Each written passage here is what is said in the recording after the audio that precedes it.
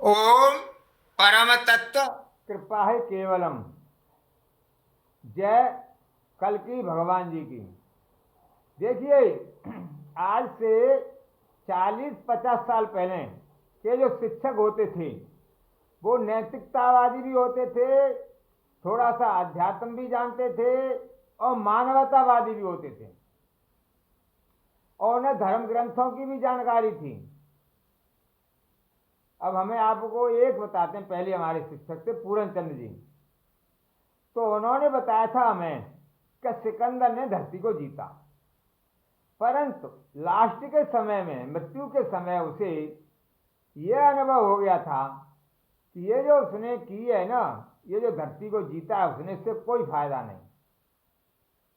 आपको बताऊं बात में, तो उसने कहा था कि जिस समय मैं मर जाऊं तो मेरे हाथ जो है बाहर निकलने चाहिए, जनता को दिखाई देने चाहिए मेरे हाथ जो है, कि मैं जब मर के जा रहा हूं तो कुछ नहीं लेके जा रहा हूं। ये उसने जो है अपने उनसे कह दी थी। और बताते हैं ऐसा ही हुआ कि जब मर गया था तो उसके हाथ बाहर निकाल दिए थे, जिससे जनता देखे कि सिकंदर खाली हाथ जा रहा है। तो एक चीज। दूसरे नंबर क्या है कि उनके जो हमारे जो मास्टर जी थे, उनके बाबा थे, वो गृहस्थी थे, परम साधु थे, गृहस्थी साधु थे। तो हमारे गांवों में पहले जो भी व्यक्ति होते थे, एक तरह से ऋषि परंपरा में ही थे। वो ऋषि ही कहना चाहिए उन्हें। वो दिखावा नहीं ज्यादा करते थे। अब एक चीज है जो आप विश्वास तो करोगे नहीं, जो धार्मिक होंगे वो विश्वास कर सकते हैं। अब ऐसा हुआ कि पूरन चंद मास्टर जी थे, जो उनके बाबा ने एक बार एक छोटा सा प्रोग्राम किया था, छोटा सा। तो उसमें क्या हुआ, उसमें साधु भी आए और ब्राह्मण भी आ गए। तो अब आते भोजन की, तो ब्राह्मण कह रहे थे पहले ब्राह्मणों को भोजन करा, शास्त्र के अनुसार ब्राह्मण भोजन कराना चाहिए। वो कह रहे नहीं भाई, साधुओं को भोजन कराना चाहिए पहले जो है। तो बाद में निर्णय हुआ था कि साधुओं को पहले भोजन कराया जाएगा, ब्राह्मणों को बाद में कराया जाएगा। तो देखिए, प्रोग्राम छोटा ही था वैसे, परंतु उसमें साधुओं को भोजन पहले कराया गया, फिर ब्राह्मणों को कराया गया, फिर गांव वालों को कराया गया, फिर बताते हैं दूसरे गांव को भी किया गया। फिर भी शाम तक, शाम को वो जो है भोजन बचा रहा था। तो उस समय पर साधु भी अच्छे होते थे, नैतिकता भी थी। 40-50 साल पहले तक बता रहा हूं मैं, जिसको हम अंग्रेजों से तो, अंग्रेजों तो चले गए थे उसके बाद तक। अच्छा और सुनो, हमारे मास्टर जी थे मुन्ना लाल। तो उन्होंने कहा था कि विदेशी शक्तियां जो है भारत को 40-50 टुकड़ों में बांटना चाहती हैं।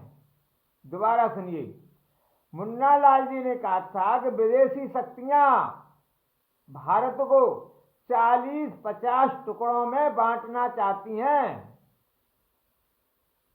और आज क्या हो रहा है देखिए, आज भारत में भिन्न भिन्न तरह के मीडिया तंत्र चल रहा है। आज स्थिति है, भारत में कितना भी अच्छा काम कर लो, कितना भी, फिर भी मीडिया में तुम्हारी बुराई होनी ही होनी है। दो चार यूट्यूबर तो निकल ही आएंगे, आपकी ऐसी बुराई करेंगे जैसे आप आतंकवादियों से भी ज्यादा बुरे हो गया। ऐसी मानसिकता हो गई है अब तो। कितना भी अच्छा काम कर लो, कितना भी, तुम्हें गाली पड़नी ही पड़नी है। और भी हैं कई तरह के। एक तरह से देखा जाए तो भारत में अब इतना विचार में भिन्नता आ गई है जिसका कोई जवाब नहीं।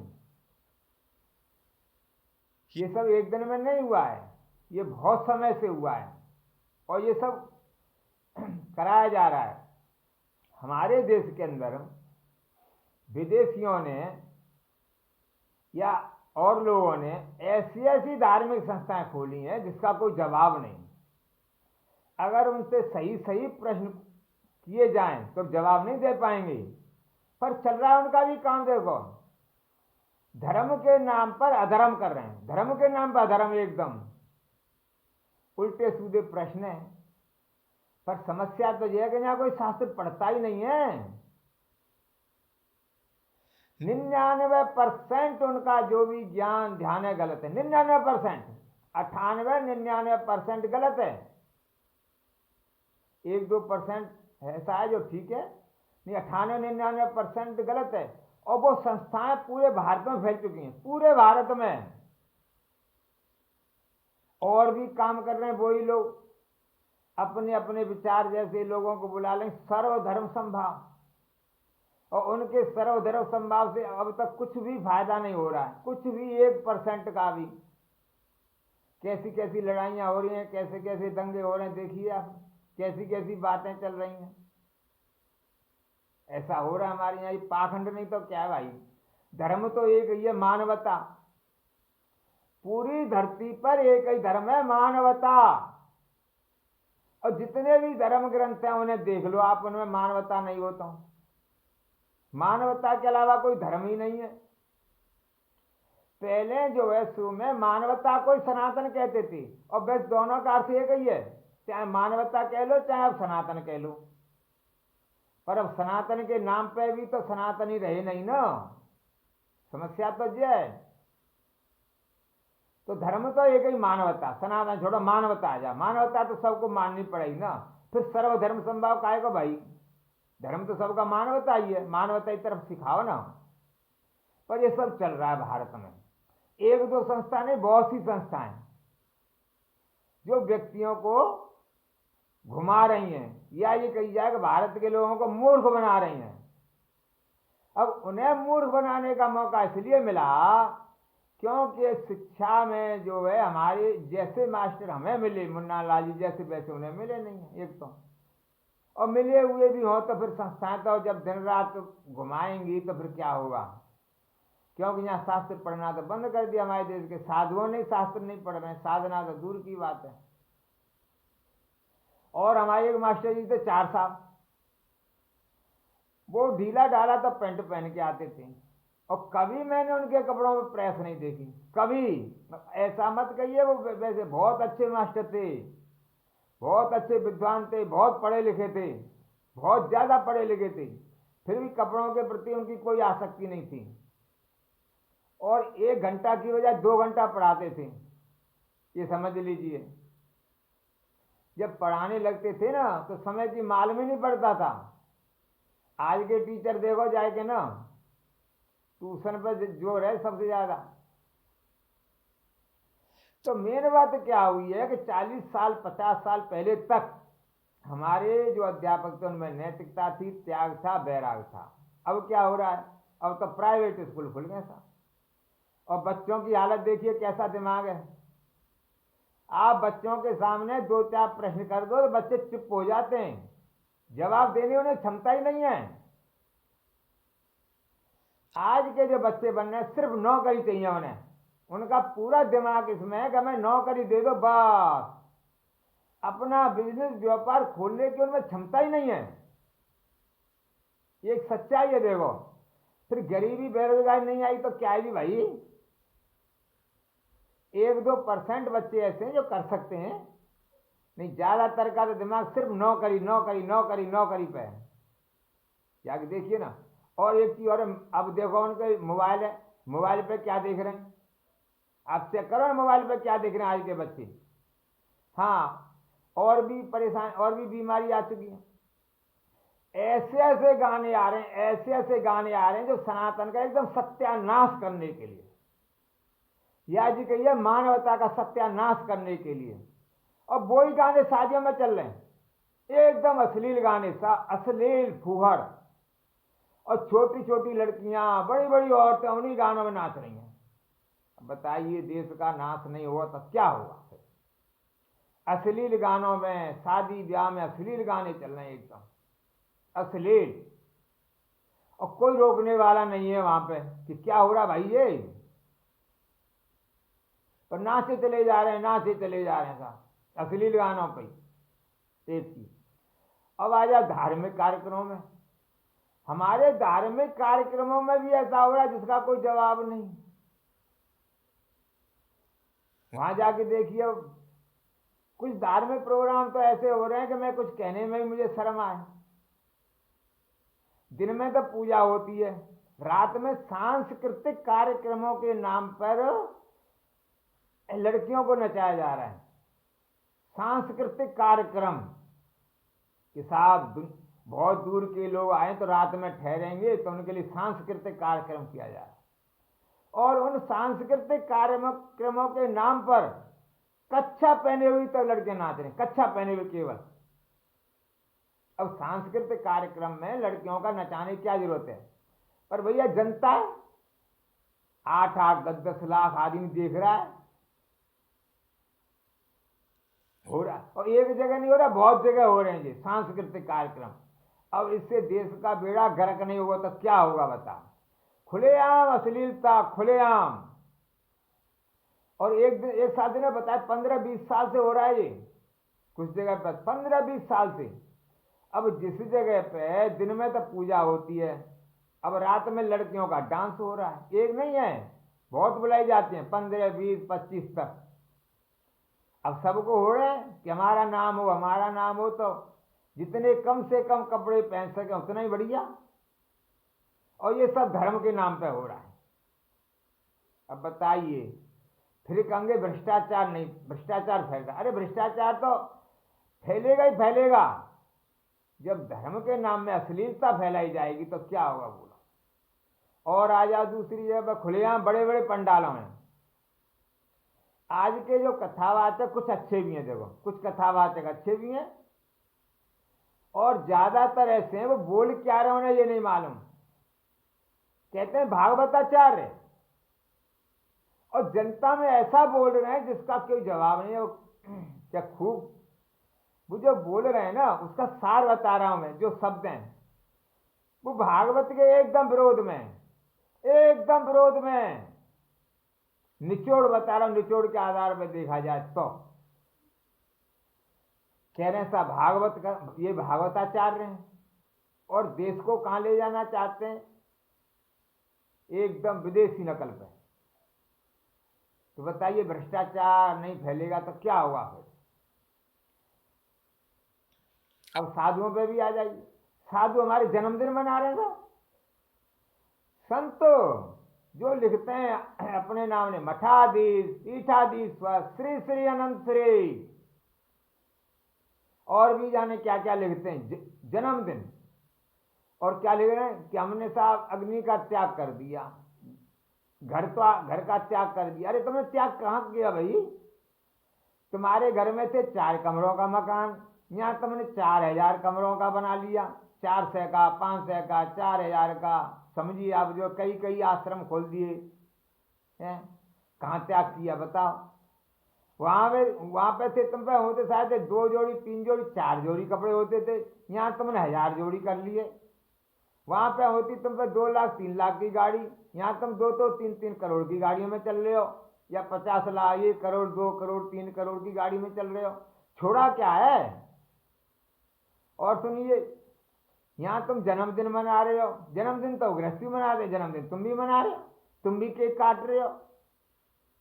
वहां तुम्हारे होते 2-4 लड़के, यहां तुम्हारे हजारों लड़के हैं। तुम्हारी जो मोह की आसक्ति है भक्तों के प्रति, भक्त को या लड़के को एक जैसी दिखाई दे रही, तो त्याग क्या किया? तो मेन बात यह है कि जनता को रास्ता दिखाई दे तो कौन दिखाई? हमारे देश के साधु, सन्यासी, संत जन्मदिन पर बड़ी तागा लगा देते हैं। ऐसा जन्मदिन मनाएंगे बड़े से बड़ा, भव्य से भव्य, उसमें नेताजी आएंगे और भी आएंगे। और जन्मदिन भी कैसा मनाया जा रहा है देखिए, गर्मी के दिनों तो फ्रमा, पेप्सी, कोको कोला खूब खूब पियो। बड़े बड़े ड्राम भर के रख दिए जाते हैं पेप्सी कोको कोला के साथ, पियो भैया, शरीर में जाने दो कार्बन डाइऑक्साइड जितनी जा सके जितनी। अच्छा और चीज सुनिए, अब जो भोजन बनता है हमारे मठ मंदिरों में, उसको जो बनाने वाले हैं उनको जरा देखिए वो रात में क्या क्या खाते पीते हैं। मठ मंदिरों में भोजन बनाने वाला आदमी सतोगुणी होना चाहिए, 100% सतोगुणी। परंतु जो भी आज देख लीजिए आप, जो है जो भी भंडारे बन रहे हैं, उन भंडारे को बनाने वाले व्यक्ति क्या सतोगुणी हैं? आप तय करिए, क्या वो सतोगुणी हैं? अगर भंडारे को बनाने वाला व्यक्ति सतोगुणी नहीं है तो उस भंडारे को जो भी खाएगा वो रजोगुणी तमोगुणी बनेगा ही बनेगा। कोई माई का लाल रोक नहीं सकता उसे, बनेगा ही बनेगा। भ्रष्टाचार फैलेगा ही फैलेगा। दूसरे नंबर, जो मठ मंदिर में भोजन बनना चाहिए वो अगर पूरी पकवान है तो देसी गाय के घी से होने चाहिए। देसी गाय के घी के अलावा तुम मठ मंदिर में कोई चीज प्रयोग कर ही नहीं सकते। या तो शुद्ध सरसों का तेल होना चाहिए या देसी गाय का घी होना चाहिए। इसके अलावा आप बाजार का कोई भी चीज प्रयोग नहीं कर सकते। धर्म के क्षेत्र में तो गृहस्थी चाहे कुछ भी करे उसकी कोई बात नहीं है, परंतु हो क्या रहा वहां भी जाके चेक करके देखिए कैसे कैसे तेल मंगाए जा रहे हैं। तो मेन बात यह है कि नाम धर्म का है, हो धर्म रहा है। भाई जब भोजन को बनाने वाला अधर्मी है, सतोगुणी नहीं है तो सतोगुणी का अर्थ ही सतोगुणी नहीं तो अधर्मी है। जब अधर्मी व्यक्ति भोजन बनाएंगे तो उससे तो अधर्म फैलना ही फैलना है ना। फिर कह रहे हैं पाखंड फैल गया, अधर्म फैल गया, ये हो गया वो हो गया। अरे तुम खुद फैला रहे हो भाई। भंडारे बनाने वाले अधर्मी व्यक्ति तो जो वो उस भोजन को करेगा उसमें अधर्म के तो वे आएंगे आएंगे फिर लक्षण, क्योंकि तरंगें फैलती हैं ना, भोजन के द्वारा भी तरंगें जाएंगे आपके माइंड में और शरीर में भी। ये गुण विषय है पर मोटे मोटे बता दे रहा हूं मैं। जब अधर्मी व्यक्ति भोजन बनाएगा तो अधर्म फैलेगा ही फैलेगा, कोई रोक नहीं सकता माई का लाल। अब ये सब हो क्यों रहा है? अब कारण पे आ जाए। कारण यह हमारी शिक्षा व्यवस्था खराब है। हमें तर्क करने की क्षमता नहीं रही, तर्क करने की सोचने की पावर नहीं है। हम कर क्या रहे हैं? हम राष्ट्र को ले कहां जा रहे हैं? इसको, इस राष्ट्र को, ये हमारे अंदर क्षमता नहीं है। हम भेड़ हो गए, भेड़ जिधर 10 भेड़ चल रही उधर 100 भेड़ चली जाती है। वही हाल हमारा है। कोई भी व्यक्ति गेरुआ कपड़ा पहन ले आए, कोई भी व्यक्ति माला तिलक लगा ले, बस भंडारा कर दे बड़ा। वही आज सबसे बड़ा संत, सबसे बड़ा महात्मा, सबसे बड़ा वो है, धर्मराज है वही। दोबारा सुनिए, आज हालत यह है कोई भी व्यक्ति बस भंडारा कर दे बड़ा, वही व्यक्ति बड़ा साधु है, वही श्रेष्ठ साधु, वही श्रेष्ठ महात्मा, वही श्रेष्ठ संत। उसको जो भी कुछ कहो, अगर वास्तव में देखा जाए तो हम सनातनी नहीं रहे हो, हम हो गए भंडारा तनी या भोजन तनी। क्या मैं बस भोजन मिल जाए बढ़िया, खाने को फ्री में भोजन मिल जाए, बस सब कुछ मिल गया। ये हालत है हमारी